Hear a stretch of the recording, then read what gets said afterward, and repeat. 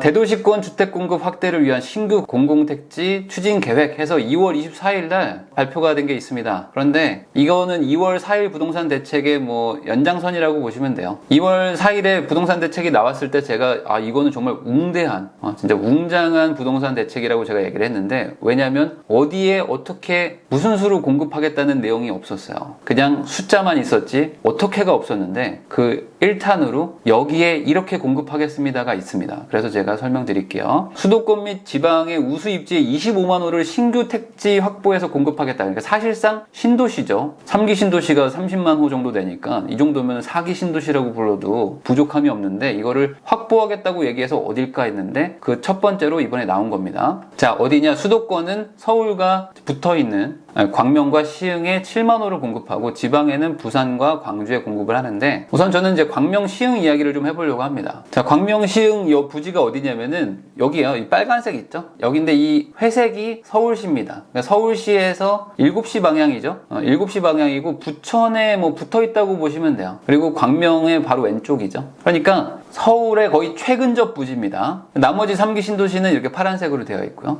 그래서 광명 시흥 부지를 6번째 3기 신도시로 선정했습니다. 그러니까 3기 신도시가 계속 지금 늘어나고 있는데, 이번이 이제 6번째 3기 신도시에 편입이 된 거죠. 자, 나머지는 남양주, 왕숙, 교산, 창릉, 대장, 계양입니다. 그런데 여기는 서울시 경계에서 최단 거리 1km, 그러니까 완전히 서울에 붙어 있죠. 실제로도 서울에 붙어 있는 거나 마찬가지입니다. 구로구에 붙어 있으니까. 그러니까 여기에 7만 호가 생기면은 이것도 꽤나 공급이 되는 거 아니겠느냐. 자, 그런데 이거 보세요. 서울 인근 광명 시흥에 발전을 견인하는 서남권 거점 도시로 개발하겠다. 이런 건 항상 신도시 개발할 때 항상 거점 도시라고 하니까 그건 넘어갈 수 있어요. 근데 이게 여의도 면적의 4.4배다. 그러니까 넓고 공급도 많이 할 수 있다. 그럼 공급을 이렇게 하면은 어떻게 실어 나를 거냐? 사람들을 어떻게 거기서 출퇴근을 시킬 거냐? 그 부분에 대해서 127호선과 현재 건설 계획 중인 신안산선과 GTX-B 같은 데에다가 철도 교통망을 구축해가지고 연결을 시키겠다. 이 얘기가 있어요. 그래서 신도시를 관통하는 남북 도시철도. 자, 신도시가 이렇게 길쭉하게 생겼잖아요. 그러니까 이렇게 철도를 하나 놓겠다는 거야. 그래가지고 여기 B에다가 갖다 붙이겠다. 이런 얘기 같아요. 지금 GTX B에다가. 자, 그러니까 제가 여기다 물음표를 쳐놨습니다. 이게 뭐냐? 이거가 어디서 이미 한번 써먹었던 얘기냐면 위례에서 한번 써먹었던 얘기입니다. 그러니까 위례 신도시가 만들어질 때 위례 신사선 트램 해가지고 도시 안에다가 교통망을 구축해서 이거를 갖다 붙이겠다. 그렇게 해서 수송하겠다라고 했는데 그게 잘 안 됐죠. 그래서 경전철 만들어가지고 GTX에다가 갖다 붙이겠다고 하는데 그게 될지 안 될지는 위례를 보라. 위례 신도시도 경전철 같은 거 만들어가지고 하겠다고 해놓고선 지금 10년째 지금 지지부진하거든요. 그래서 지금 조금 진척이 되고 있는 상태인데, 솔직히 이게 말은 쉬운데 잘 안 돼요. 자금도 좀 부족할 때가 있고 계획이라는 게 그렇게 쉽게 되지 않으니까. 근데 문제는 이거죠. GTX-B도 없어 지금은. 그리고 제2경인선도 없어. 여기 안에 있는 경전철들은 당연히 없지만 갖다 붙이겠다는 B도 없고 경인선도 없고 다 없어. 지금 신안산선도 없어. 아무것도 없는 거에다가 갖다 붙이는 거야. 그런데 이것도 없어. 그러니까 이게 될까? 그런데 이 지금 광명 시흥 신도시 발표난 게 공급이 된다 이게 아니고, 사실은 지금 이게 더 문제예요. 이 불똥이 지금 LH로 튀었어요. LH 직원들이 신도시에 100억대 땅 투기를 했다라고 지금 의혹이 떴습니다. 그래서 지금 광명 시흥 신도시가 이렇게 생겼는데, 여기 과림동하고 무진해동 이쪽에다가 직원들이 땅을 사놨다는 거야. 그럼 얼마나 사놨나? 14명이서 본인과 가족 명의로 농지를 100억 원을 샀답니다. 그러니까 100억 원을 7,000평을 주고 샀는데 그거를 또 대출을 58억을 받았어요. 그러니까 한 2년 정도 사이에 14명이서 자기 돈 42억을 투자해가지고 대출 58억을 껴서 100억 원어치 땅을 사놨다. 그리고 나서 21년도 초에 3기 신도시에 편입이 됩니다. 그런데 이제 기사들이 조금 더 나오는데, 이거는 의혹이 아니라 사실은 투기가 확실하다라는 기사들도 나와요. 왜 그러냐? LH 직원으로 일하면서 농사를 병행한다고 하면서 영농계획서를 제출했어요. 그러니까 이게 불가능한 건 아닙니다. 본인의 거주지에서 너무 기준을 넘지 않으면 영농을 하면서 직장도 같이 다닐 수 있게 봐주긴 해요. 근데 좀 이상하죠, 사실. 14명이서 7,000평을 샀으면 인당 한 500평, 600평?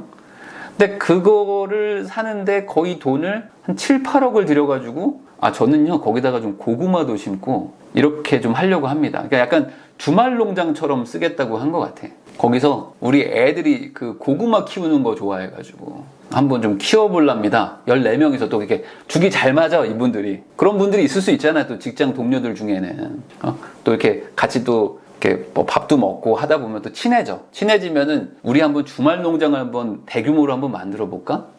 형님 저 그거 너무 좋은 것 같은데요? 그래? 그럼 너 돈 얼마 있니? 저요? 저 한 7억 있죠. 그래? 야 나도 한 14억 있는데. 야 그럼 우리 대출 한 58억 받아가지고 7,000평 사가지고 거기 우리 애들도 뛰어놀게 하고 바베큐도 좀 해먹으면서 즐겁게 주말을 보내지 않으련? 이럴 수도 있잖아요. 그래서 이게 아마 투기 목적이 아니겠느냐. 자, 왜 그러냐면 여기가 이제 위성지도인데 이렇게 생겼어요, 실제로. 그래서 여기는 약간 뭐 개발이 돼 있지만 이렇게 좀 논밭이 많습니다. 여기에 이제 신도시가 들어오는데 여기에 이제 7,000평 정도를 사는 거죠. 주말 농장에 100억을 태울 수 있는 거 아닌가요? 그럴 수도 있죠. 근데 대출을 58억을 꼈으니까 이자가 한 2억 정도 나올 거거든요. 그러니까 인당 이자가 뭐 거의 뭐 한 1,700, 800 정도는 나올 것 같은데 그 500평에서 뭘 키워야지 1,700, 800만 원의 이자를 감당하면서 그거 농사를 지어서 남는지는 잘 모르겠어. 그러니까 거기에 이제 뭐 과수원을 하시려는 건지는 잘 모르겠는데 어쨌든 뭐 그랬다고 합니다. 그래서 이거 의혹 수준이 아닐까라고 생각했는데 LH가 투기 의혹 직원 12명을 직무 배제시켜버렸어요. 그러니까 우선은 직무에서 손 떼라. 그러고 나서 전수조사하겠다. 그러니까 뭔가 조금 아직은 지켜봐야 되겠지만 상황이 뭐 아주 허위인 상황은 아닌 것 같습니다. 자, 그래서 언제 공급됩니까? 이런 궁금증이 있으실 수가 있잖아요. 그래서 이게 지금 Q&A가 있는데 또 많은 분들이 또 오해하실 수가 있어요. 왜냐면은 또 이게 공급한다고 하면은 입주가 되는 거군요 라고 생각하실 수가 있는데 실질적으로는 2025년에 분양입니다. 그러니까 25년에 분양하면 실제 입주는 28년 정도라고 생각하시면 될 것 같고요. 대부분의 3기 신도시가 26년, 27년, 28년 이 정도의 입주를 생각하고 지금 추진 중입니다. 빨리 잘 되면요. 그렇지만 사전 청약은 23년부터죠. 그러니까 청약의 청약이죠. 23년에 청약을 하게 되니까 실질적으로 입주까지는 뭐 한 5, 6년 정도는 걸릴 것 같아요. 그러니까 이게 당장 집값을 잡을 수 있는 그런 방책이냐라고 사람들이 조금 의문을 갖는 거죠. 그러니까 이렇게 신도시가 공급된다는 거는 좋다. 왜냐면 공급을 많이 해야 되는 건 맞으니까. 그런데 당장 안 되는데 기다려달라고 하면은 사람들이 그러네. 한 6, 7년 뒤에는 입주가 되니까 저는 그럼 우선은 전세를 한 3바퀴 정도 혼자 돌고 있겠습니다. 라고 할 사람이 몇이나 될까? 그러니까 이게 단기 정책은 아니다. 근데 더 근본적인 문제가 있어. 뭐냐? 정말 될까? 여기가 원래 2019년도에 3기 신도시 발표할 때 광명 시흥지구는 무조건 된다. 이거는 빼박이다 라고 많이 얘기들을 했었어요. 근데 그때 안 됐었어요. 3기 신도시가 지금 발표된 지가 좀 됐잖아요. 근데 그때 왜 이거 광명 시흥지구 안 하지? 이 위치 되게 좋은데? 시기가 또 맞죠? 얼추 그 LH 직원들이 사던 그 시기입니다. 그래서 왜 3기 신도시에 당연히 광명하고 시흥 지구가 들어갔어야 되는데 왜 안 된 거지? 그 이유는 기존에 이 MB 정권 때 여기가 보금자리 주택을 짓겠다고 해서 지구 지정이 됐다가 한번 또 난리가 나가지고 지구가 취소가 된 적이 있어요. 그래서 여기서 또 하면은 주민들이 또 보상이니 뭐 하면서 또 반발 엄청 할 거다. 그러면 3기 신도시를 빠르게 공급해야 되는데 이게 되겠냐 하면서 정부에서 뺀 거예요. 근데 이번에 다시 넣은 거죠. 자, 그리고 더 근본적인 문제가 있는 것 같아. 근데 이 부분에 대해서는 지금 사실 아무도 얘기를 안 해요. 뭐냐? 바로 돈이죠. 계획은 참 좋아요. 지금 3기 신도시가 뭐 더 추가가 될진 모르겠지만 3기 신도시가 잘 되면은 거의 물량은 한 40만 가구. 그리고 신도시도 다 자족도시로 만듭니다. 그래서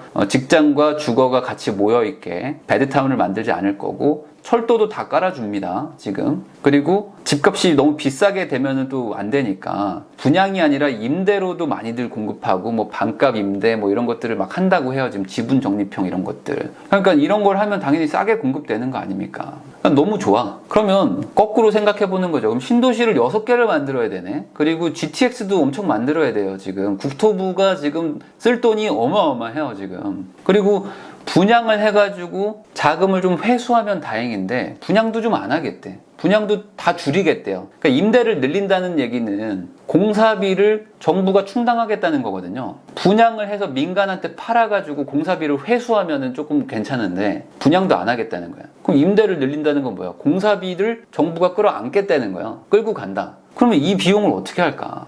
자, 아까 그 광명시흥지구 있죠? 거기에 이제 2014년도 기사입니다. 거기가 아까 보금자리 주택 그 지구 지정돼가지고 땅값이 한번 급등했다가 지구가 해제되면서 급락을 합니다. 그래서 그린벨트가 풀린다기에 큰 돈 벌 줄 알았습니다. 임대주택을 짓는다는 정부 발표가 뒤집어질 줄 상상이나 했겠어요? 제가 땅 부자라고요? 대출 이자도 못 갚아가지고 모조리 날릴 판입니다. 그러니까 이분이 원래 땅을 가지고 있었는데 여기가 보금자리 주택 지구로 바뀐다고 해서 땅을 추가로 더 산 거예요. 땅을 담보로 땅을 더 샀어. 근데 여기가 지구가 해지가 됩니다. 그러니까 어떻게 됩니까? 이분은 난리가 났겠죠. 그래서 불과 5년 만에 24억 원의 빚을 진 신불자가 됐다. 그러면 왜 이게 안 했을까? 부동산 경기 침체가 왔었죠. 2014년, 15년 그쯤에. 그리고 시행사인 LH가 경영 부실이에요. 그건 지금은 더 심해졌습니다. 이때보다 더 심해요. 그래서 사업이 백지화가 돼버린 거예요. 이거 도저히 못하겠다. 그러니까 이게 지금 된다고 청사진은 많이 있지만 실질적으로 이제 자금이나 이런 것들을 생각하면은 앞으로 좀 넘어야 될 산들이 많아요. 3기 신도시 토지 보상금이 60조라고 합니다. 그러니까 기존에 50조 정도였는데 이번에 광명시흥지구가 추가가 되면서 못해도 10조다 이거는.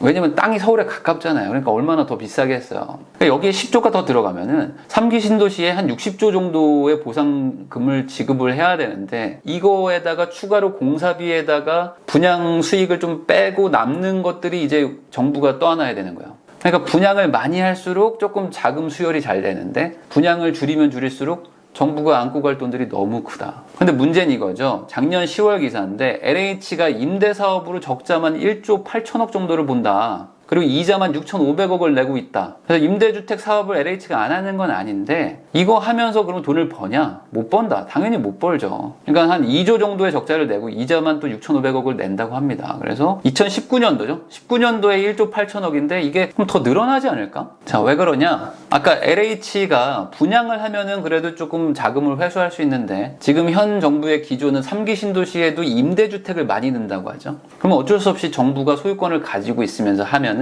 이 건설 비용을 다 충당해야 돼. 그래서 임대주택을 건설하려고 33조 6천억을 융자받았는데 이자로 6,500억을 내고 있고 그리고 임대 수익도 딱히 나오지 않는다.